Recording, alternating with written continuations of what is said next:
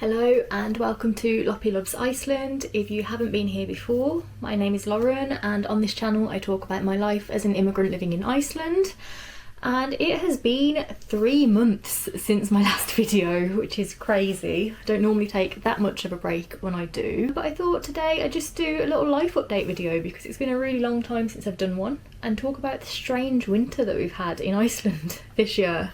So yeah, like I said, it's been 3 months since I last uploaded, and there's been a few reasons for that.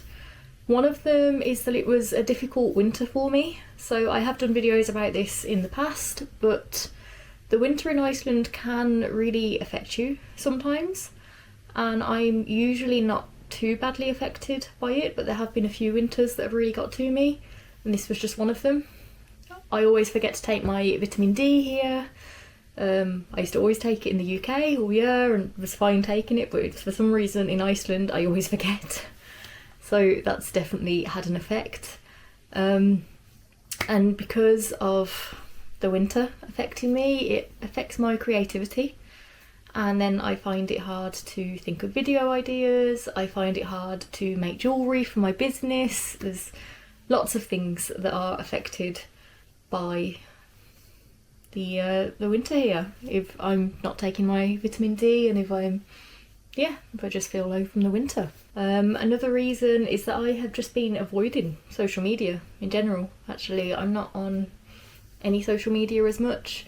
I've also been avoiding social media for my business, which is really bad. That is the first thing that I would like to do if I get enough money, is hire a social media manager for Endurlífka, because I just really hate being on it sometimes. And of course YouTube is social media, so that's one of the things that I've just not been on as much really. One of the other reasons, and probably one of the main reasons, is that this microphone, I don't actually know if it's working right now. I won't know until I've uploaded this video or edited this video. The camera that I'm filming on I have had for 2 years, maybe, possibly 3. I think 2 years. And I bought the microphone a few months later, but I couldn't connect it to the camera because I didn't have the extra accessory for the camera that it needed to connect the microphone, and I couldn't afford it because I was paying for my school every month and all the things that I needed for my course.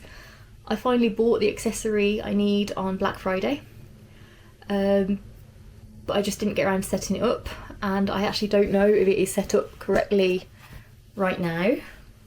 Actually, it definitely wasn't for all of that bit I was filming because I just saw the wire was slightly out. Maybe it's working now, I don't know. Yeah, and I just didn't want to film while I hadn't set up the microphone, but it might not be set up right now. It probably isn't. I can see that the microphone is accepting audio, but I don't know if the audio is going to the camera. So I'm very tech adverse. I'm not very good with tech, so we'll see. But I thought today it's better to just film a video and get past this kind of dip in my channel rather than just keep avoiding the problem. I'm gonna have to get someone to look at the microphone at some point and try and connect it for me.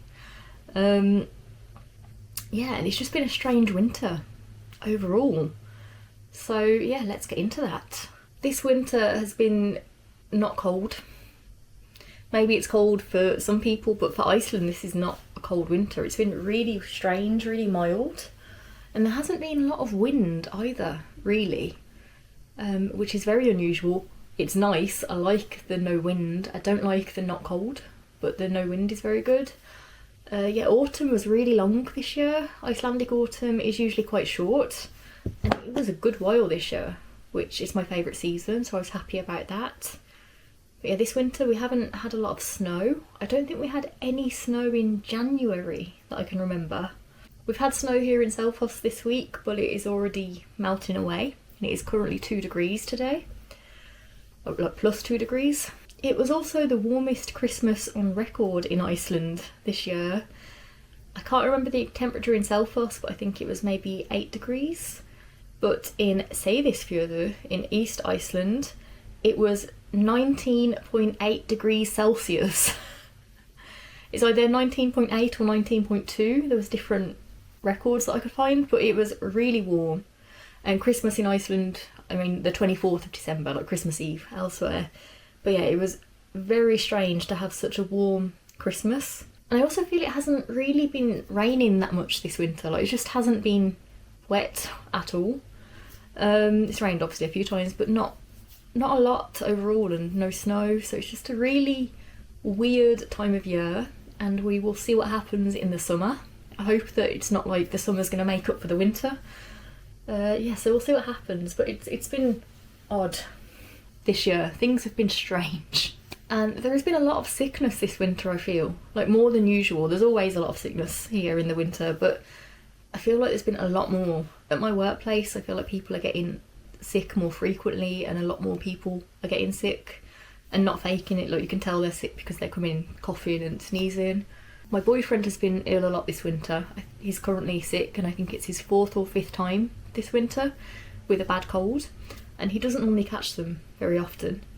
I normally am more ill than he is. I have only caught it once so far, although I do feel my throat starting to feel a bit scratchy now.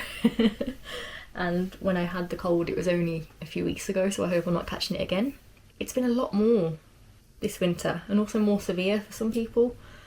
So yeah, it's something in the air is strange and just not right this year in Iceland. In late October, I was bitten by a dog while I was out for a walk, which has knocked my confidence a lot, and I now have a fear of dogs that I have never had. It wasn't a big dog, it was a Chihuahua, of all things. But I was out for my walk that I was going for every day, and it was the evening, and as I was cutting through a park, I could see in the distance there was an older woman with her dog on a lead, but I could see from a distance that the dog was very aggressive. It was barking, it was not a happy dog, it was angry. So I walked off the path onto the grass to give them a lot of space to walk past. The dog was on a lead, so I didn't need to, go in a different direction or anything. But I didn't realise that the dog was on an elastic lead, and as I walked past, it ran onto my leg and it bit me just below the knee, like around about here. I have a scar, like what's it called, the fang, is it the canine? The name of the tooth has gone out of my head, but like one of the sharp fang-like teeth, punctured quite deep into my leg, into my calf, and that's, the scar is just from that single tooth, but there was a few other teeth that also punctured the skin. It bled. I had to go to A&E to have a tetanus injection, and I had to have a course of antibiotics. The dog owner just left immediately after. I was too in shock to go and get her details.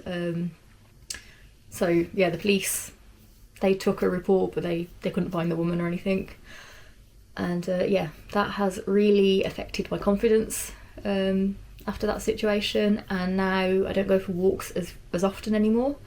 And when I do, I am just hyper aware of any dog around me, and I have noticed how many dogs in Selfoss are not on leads. And they're just kind of roaming around, and that, yeah, is really scary to me now. I did a few Christmas markets in December, and I actually organised a couple of them myself as well here in Selfoss, and they went really well.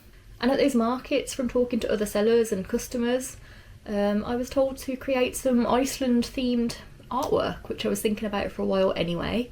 So I already had 3 drawings that I made a couple of years ago that I sell as postcards, not Iceland related. And yeah, people suggested that I should do some Iceland related art for tourists. So I created a few drawings in January, just one day after the other. I did some whales, a puffin, and a lino cut print of Hallgrímskirkja, which is the church, this shape, in the centre of Reykjavik. And I did a market a few weeks ago here in Selfoss. I didn't organise it, at a ceramic studio called Hortnith Creative Studio, which is in Selfoss town centre. And now I am selling some of my jewellery there, and also the bookmarks with one of my whale drawings on. So if you're in Selfoss, you can go and buy some of my art or jewellery from that shop. So go and have a look, go and check them out. There's also pieces from lots of other local artists in Selfoss, and I think it will become a really nice place to get like a local souvenir. Something else that happened within the last month was that we found a house listing in Selfoss that we fell in love with, and we weren't particularly looking for a house. We just check every once in a while the listings just to see if there's anything in our budget, or just to check the prices actually, to see what the property market is like, to see if we'll ever be able to get a house and move out of this apartment. It caught our eye just because it was really cheap for a detached house, you know, with a garden and everything. And it's very cheap because it needs extensive renovations. You can live in it in the meantime, but it's, you know, barely just about livable. If it was any worse, then it wouldn't be. But we went for a viewing and we actually just fell in love with it. It's got lovely old original features, beautiful garden, and it had not only the things that we said we would need in order to leave this place, but also so many things that we wanted were there as well. Like, we wanted a log burner, it already has one installed. Wanted a greenhouse, it has one that has planning permission, and it even had a piano in the living room that comes with the house, which is what I would like. So yeah, we went for a viewing. We found the listing on day 2, it was listed. We went for the viewing on day 3. We had a survey done on the house, and not even a week later we were having our apartment valued before we put our offer in. And this place is worth exactly what I thought it would be, and the profit that we would make from this place would be the exact deposit that we need for that place. However, a few hours before our valuation was done, the estate agent called us and told us that an offer had been accepted on the house from someone else, and that offer had actually been made the day that the house had been listed, so before we'd even seen it, but the person selling it was on holiday.